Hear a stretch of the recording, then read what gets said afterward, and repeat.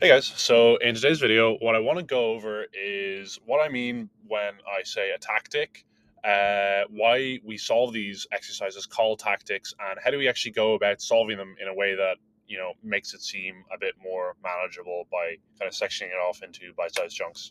So, what I mean by a tactic is basically an exercise that we solve, a position that we're given, where if we find a good move, it's gonna like dramatically get a dramatically better outcome for us in the game. So sometimes I might say white to checkmate in two, or like black to win a queen in three moves, or black to win material, something a bit more vague. But the point is, you'll get a position and you'll be asked how to solve it.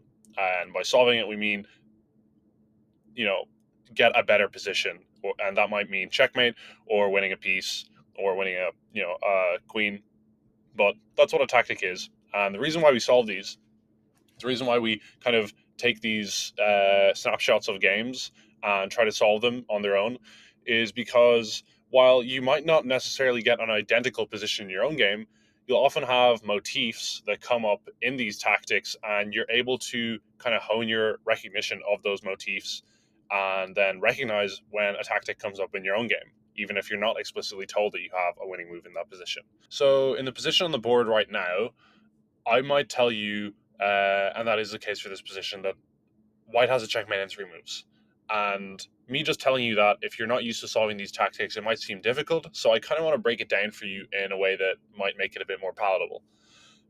If we actually look at the position and assess what our opponent's resources are, so what can black play? For example, if it was black's move right now and not white's turn, what would he play?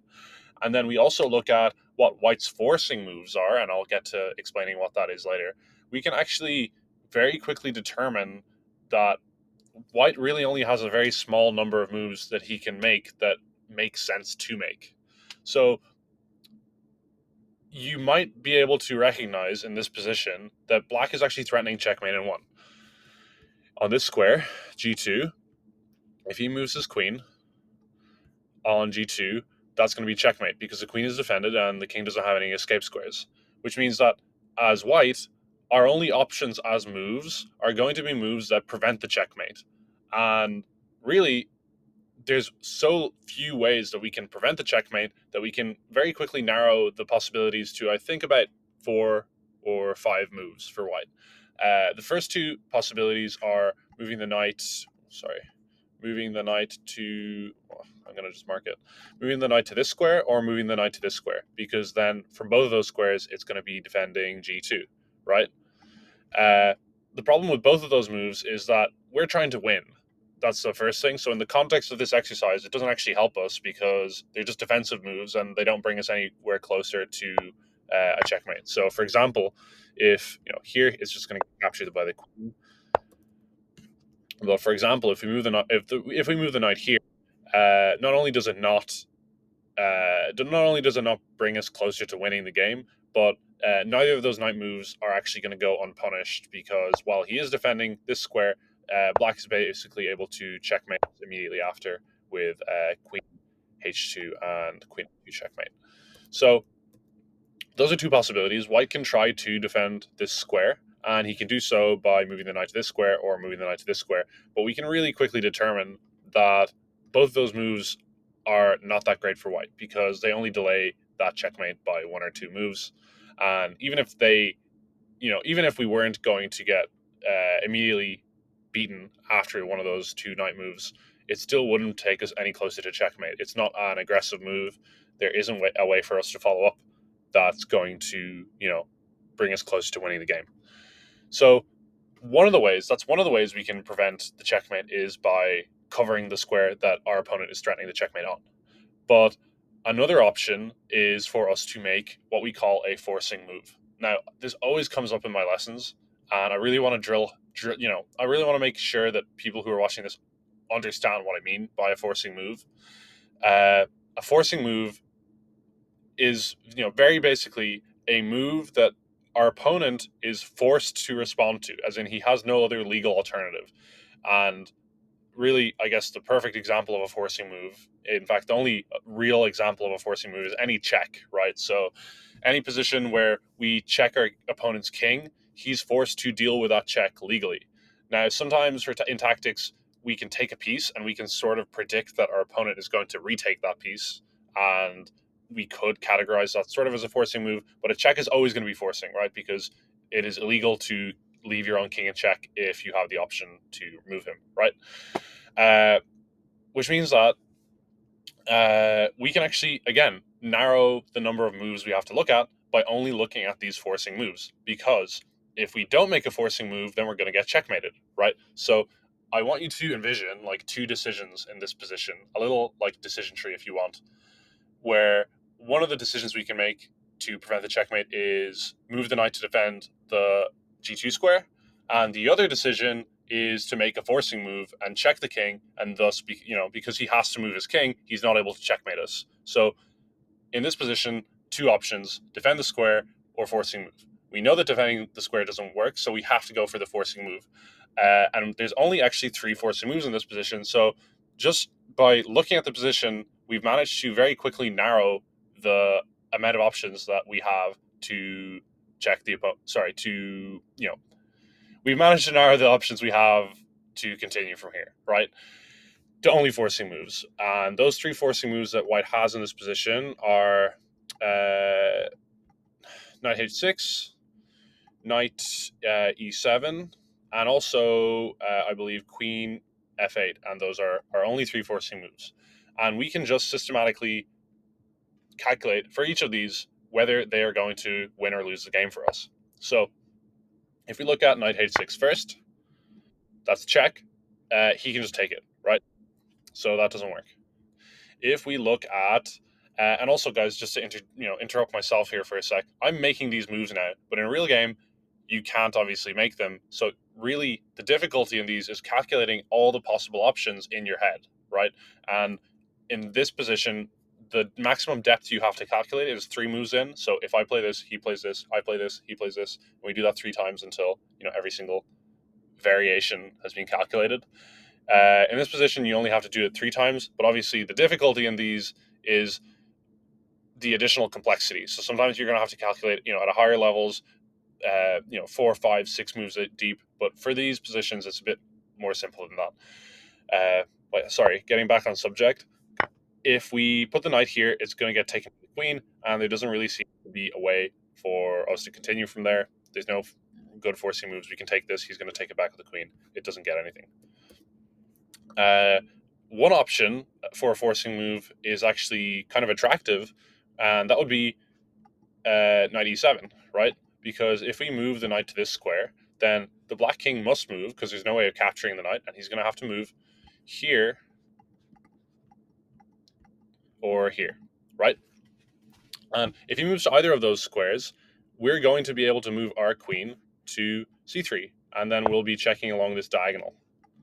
So, for example, if we check here and the king moves to h8, we're going to be able to move queen c3, and that's going to be another forcing move. And again, he won't be able to check us, right? So, in this position, white actually wins because this knight is covering this square, and the queen is taking these two squares,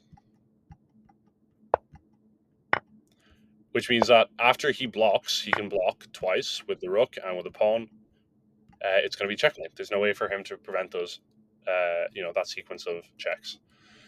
The problem is, after we check with a knight, he doesn't actually have to move his king to h8. He can move it to g7 instead.